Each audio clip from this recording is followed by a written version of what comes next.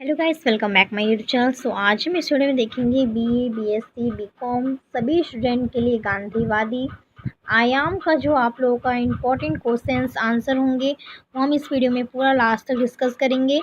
आप लोगों के स्किल डेवलपमेंट वोकेशनल का जो सब्जेक्ट है वो हम इस वीडियो में लाए हुए हैं। तो आप लोगों का एग्ज़ाम्स होता है, इसका बुक भी जल्दी नहीं मिलता है, मार्केट में अवेलेबल नहीं है और ये सभी विद्यालयों के लिए है, सभी विश्वविद्यालयों के लिए ये वीडियो है, आप लोग देख सकते हैं। आप लोग किसी भी स्ट्रीम से हो, बीए हो, बीएससी हो, बीकॉम हो, आपके लिए ये वीडियो बिल्कुल मुफ्त में और फ्री है। तो लास्ट तक इस वीडियो से जुड़े रहिए। अगर मेरे चैनल पे आप न्यू हो तो मेरे चैनल को सब्सक्राइब कर लीजिएगा और बेल आइकन प्रेस कर लीजिएगा। इस वीडियो में हम जितने भी इंपॉर्टेंट क्वेश्चंस जो आप लोगों के एग्ज़ाम में पूछे जाएंगे हम यहाँ पे डिस्कस करेंगे। आप लोगों का ये 75 मार्क्स का होता है एग्ज़ाम, या फिर आप लोगों की यूनिवर्सिटी में एमसीक्यू देगा या रिटन, तो दोनों में से कोई एक होगा आप लोगों का। तो जो भी आएगा आप लोग इस वीडियो को देखकर आप आंसर ट्रिक कर सकते हैं। चलिए बिना टाइम वेस्ट के अपना वीडियो स्टार्ट करते हैं। हमारे यहाँ पे फर्स्ट टॉपिक दिया हुआ है सर्वधर्म समभाव। ये मेन बात आप लोगों का जो गांधी जी होते हैं उनके बारे में इसमें हम देखेंगे और उनके बारे में सारा कुछ समझेंगे कि दांडी यात्रा क्या होता है, सत्याग्रह क्या होता है, ये सारा कुछ इसमें हम डिस्कस करेंगे। आप लोगों का बहुत इम्पोर्टेंट टॉपिक्स है। तो यहाँ पे सर्वधर्म समभाव ये आप लोगों का शॉर्ट में या वेरी शॉर्ट में पूछ देते हैं, तो आप लोग बिना घबराए इसको लिख सकते हैं। इसमें क्या है, सर्वधर्म समभाव हिंदू धर्म की एक अवधारणा है जिसके अनुसार सभी धर्मों द्वारा अनुसरण किए जाने वाले मार्ग भले ही अलग हो सकते हैं किंतु उनका गंतव्य एक ही है। इस अवधारणा को रामकृष्ण परमहंस और स्वामी विवेकानंद जी के अतिरिक्त महात्मा गांधी जी के ने भी अपनाया था। हालांकि ऐसा माना जाता है कि इस विचार का उद्गम वेदों में है। इसका आविष्कार गांधी जी ने किया था। इन्होंने इसका उपयोग पहली बार सितंबर में हिंदू और मुस्लिमों में एकता करने के लिए किया था।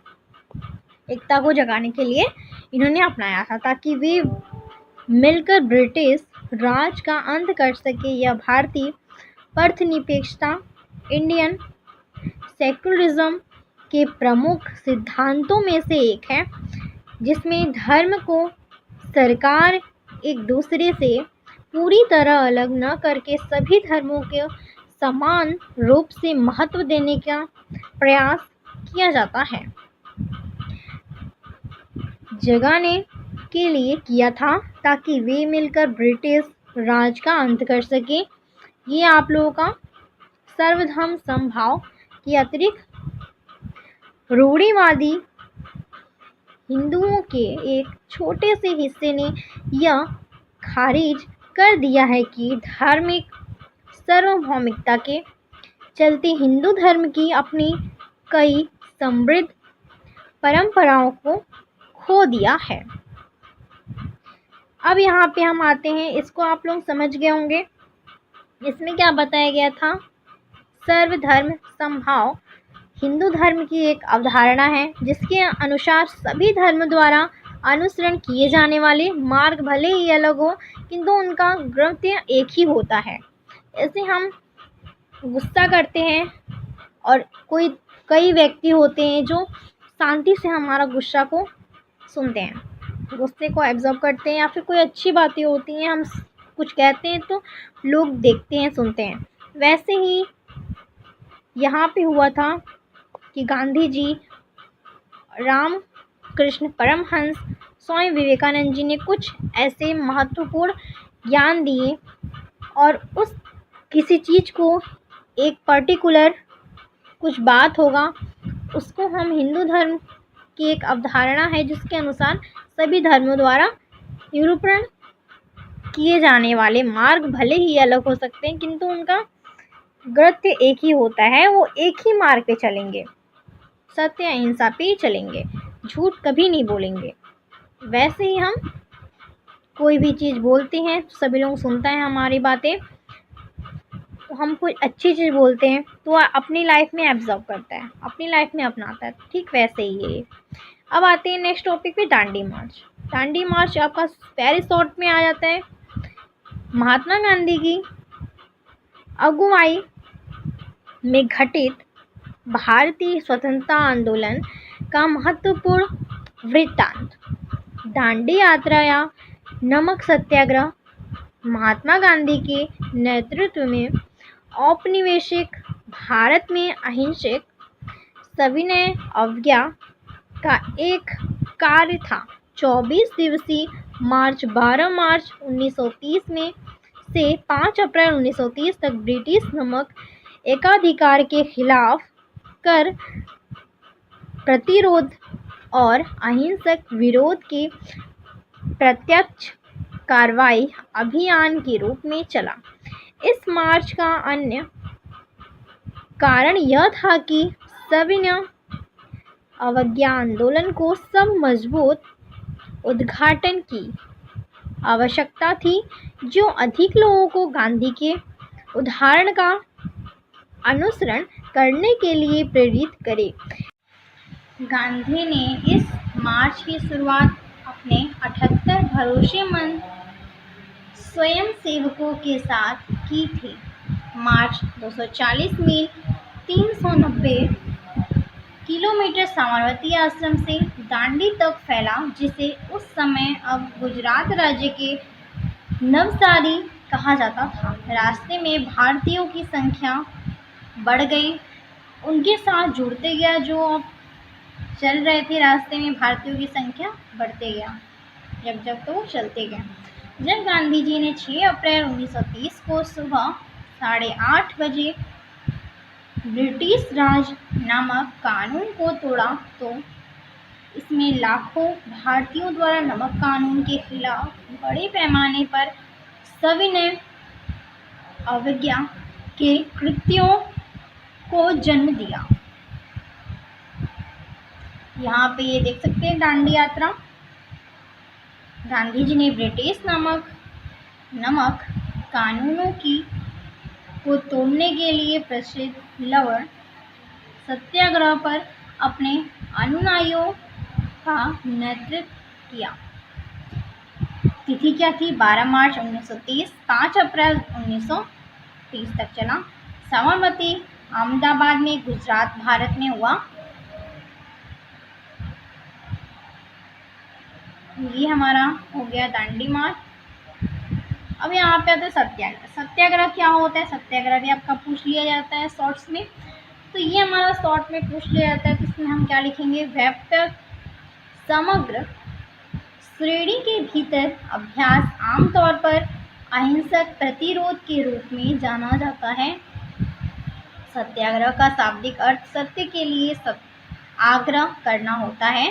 सत्याग्रह का अर्थ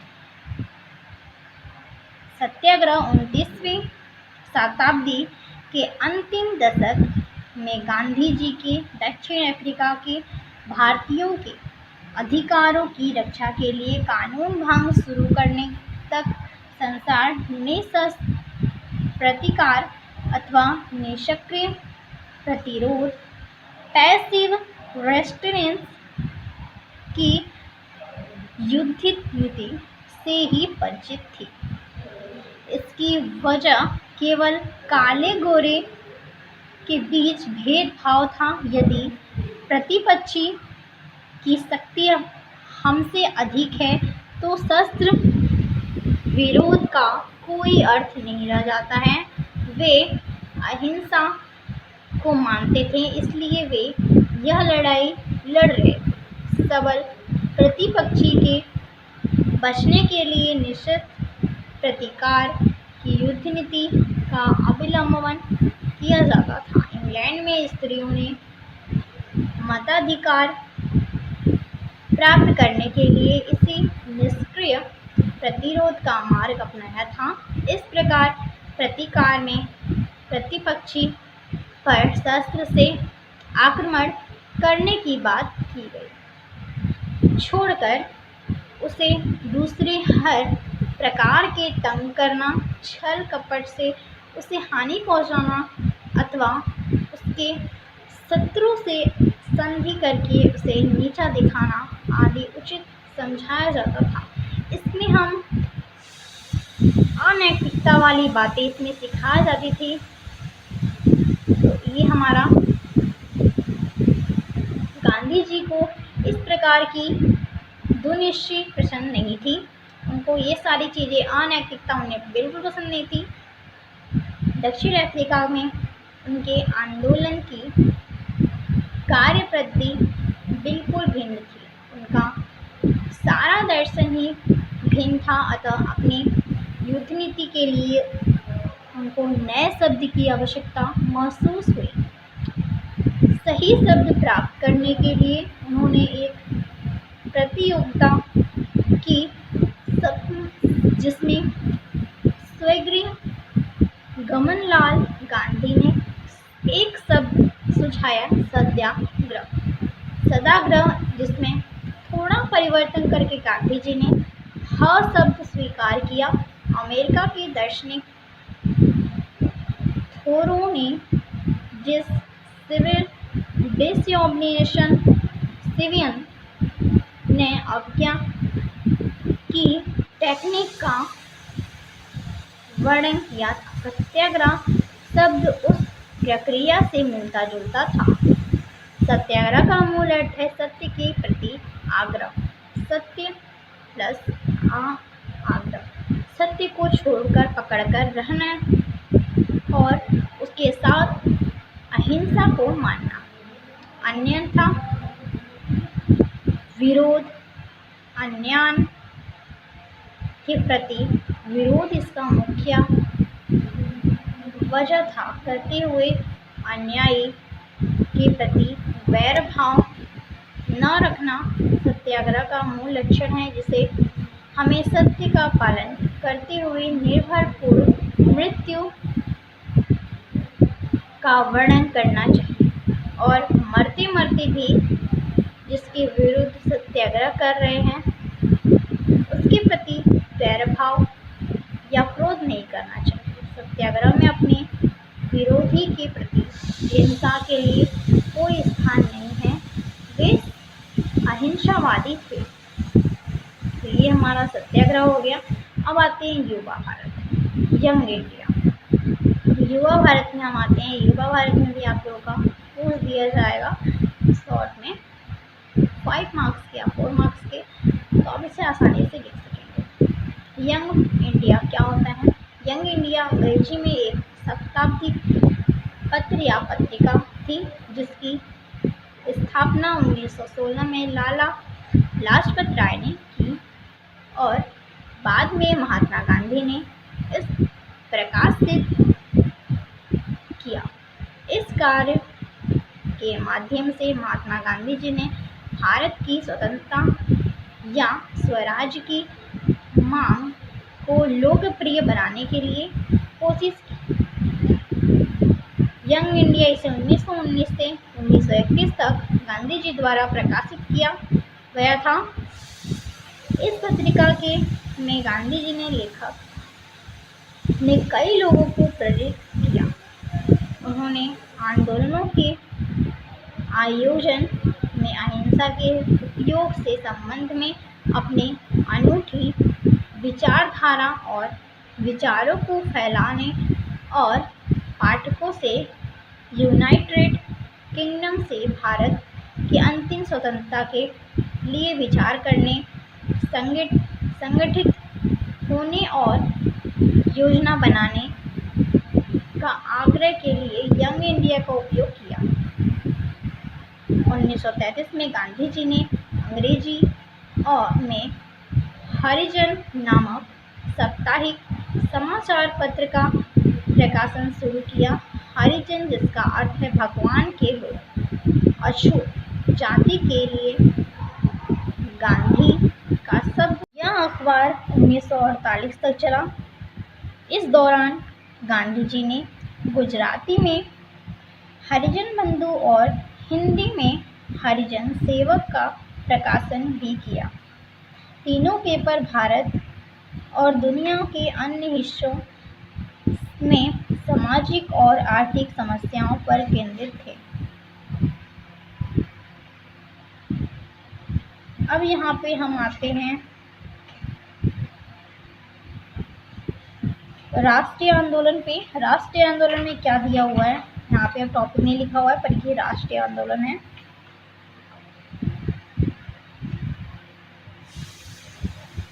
जगह जगह हिंसक घटनाएं होने लगी, पर इन्होंने अपनी बात को पुरजोर तरीके से रखना जारी रखा। 1925-1928 तक गांधी जी ने समाज सुधार के लिए भी काफ़ी काम किया।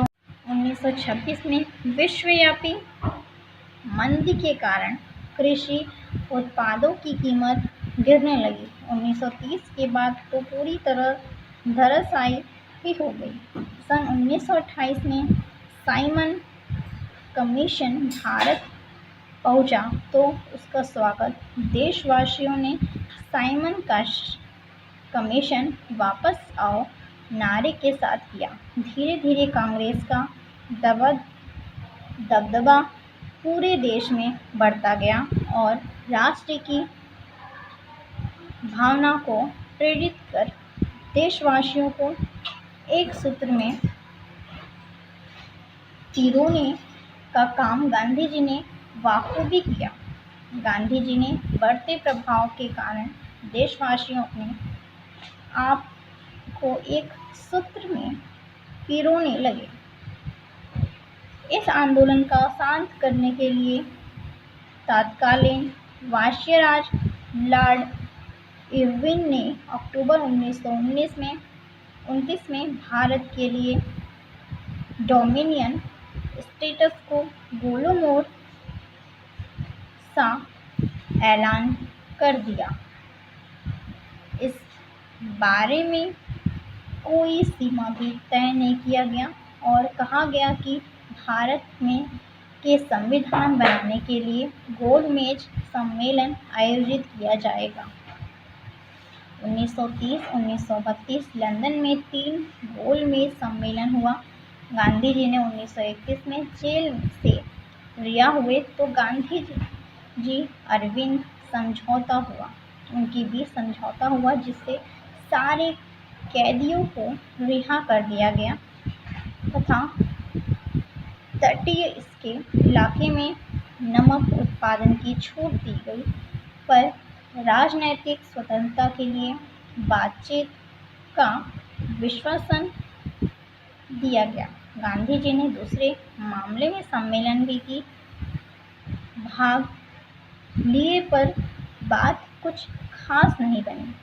1935 में गवर्नमेंट ऑफ इंडिया एक्ट बनी, फिर 2 साल बाद सीमित मताधिकार का प्रयोग करने की अनुमति दी गई। सितंबर 1939 में द्वितीय विश्व युद्ध में भारत को बिना अनुमति के अंग्रेजों ने युद्ध में झोल दिया। फिर युद्ध समाप्ति से पहले जापान पर परमाणु बम से हमले की निंदा की, आहत भी हुए पर अपना सत्य और अहिंसा का मार्ग कभी नहीं छोड़ा। सभी ने अवज्ञा आंदोलन हो या सन 1942 में गांधी जी द्वारा अंग्रेजों भारत छोड़ो आंदोलन को करो या मरो का नारा आज़ादी की लड़ाई में गांधी जी ने योगदान दिया। आते हैं नेक्स्ट टॉपिक पे। नेक्स्ट टॉपिक हमारा कौमी एकता है। कौमी एकता को देखते हैं हम कैसे लिख सकते हैं। कौमी एकता का मतलब है कि अनेकता में एकता, हमारे आपसी में मतभेद और मतभेद नहीं होनी चाहिए। कौमी एकता दिवस धर्मनिरपेक्षता, अहिंसा, भाईचारे, सौहार्द विरोधी सांप्रदायिकता, सांस्कृतिक एकता, कमजोर वर्गों के विकास और खुशहाली, अल्पसंख्यकों के महिला और संरक्षण के मुद्दों को उजागर करने के लिए आयोजित किया जाता है। कौमी एकता दिवस सार्वजनिक सद्भाव और राष्ट्रीय एकता का ताकत मजबूत करने के लिए और बढ़ावा देने के लिए मनाया जाता है। इसको अगर आपके एग्ज़ाम में पूछ देता है कि कौमी एकता से आप क्या समझते हैं, तो कौमी एकता दल उत्तर प्रदेश का एक राजनीतिक दल था। इसके मुखिया अफजाल अंसारी थे और चुनाव चिन्ह गिलास था। इस राजनीतिक दल का बहुजन समाज पार्टी के विलय हो चुका है। अब अंसारी बहुजन समाज पार्टी में है। अब देखते हैं कौमी एकता दिवस कब मनाया जाता है। कौमी एकता दिवस हमारा सप्ताह 2022 में शनिवार 19 नवंबर से शुक्रवार 25 नवंबर तक मनाया जाएगा। ये 31 अक्टूबर को एकता दिवस क्यों मनाया जाता है? इस दिवस को सरदार वल्लभ भाई पटेल की जयंती को चिन्हित करने के लिए मनाया जाता है, जिनके भारत के राजनीतिक एकीकरण में प्रमुख भूमिका थी। इस दिन का आरंभ भारत सरकार द्वारा सन 2014 में किया गया था। राष्ट्रीय एक दिवस 2016 पर स्टैचू ऑफ यूनिटी और सरदार वल्लभ भाई पटेल को दर्शाते हुए स्मारक डाक टिकट जारी किया गया है। अब आते हैं राष्ट्रीय एकता दिवस किसकी याद में मनाया जाता है। तो राष्ट्रीय एकता दिवस भारत में प्रतिवर्ष 31 अक्टूबर सरदार भाई वल्लभ पटेल के जन्म दिवस पर मनाया जाता है। एकता दिवस के रूप में ये हमारा मनाया जाता है। अब आते हैं एकता दिवस कितने प्रकार के होते हैं।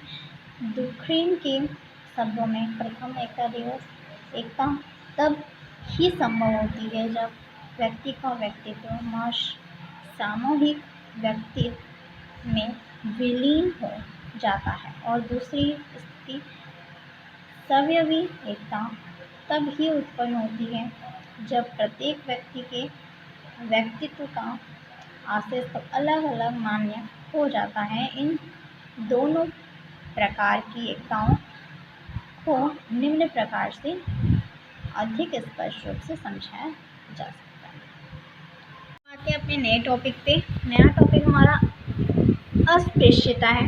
अस्पृश्यता को हम कैसे परिभाषित कर सकते हैं, उसका निवारण क्या क्या है, तो इसको हम देखते हैं। अस्पृश्यता की परिभाषा। अस्पृश्यता संबंधित संवैधानिक प्रावधानों का उल्लेख करें। अस्पृश्यता के उन्मूलन के लिए किए गए विधिक प्रभाव का उल्लेख करें। इसमें जितना भी उल्लेख है, समस्याएं हैं, सारा इसमें हम आंसर देंगे। इसमें हमारा दिया हुआ है सामान्यतः जब समाज का कोई समुदाय दूसरे समुदाय से कार्य जाति परंपरा अथवा रूढ़ि के आधार पर छुआछूत का व्यवहार करता है तथा उस समुदाय को सामूहिक रूप से अस्पृश्य मानक सार्वजनिक स्थलों में प्रवेश से वर्जित करना, तो इसे हम अस्पृश्यता कहते हैं। भारत की वर्ण व्यवस्था में जाति आधारित अस्पृश्यता की रूढ़ि रही है। भारत के संविधान में अस्पृश्यता शब्द का निश्चित अर्थ नहीं दिया है, परंतु संविधान में इसे सबसे संबंधित कुछ प्रावधान जो इस प्रकार हैं।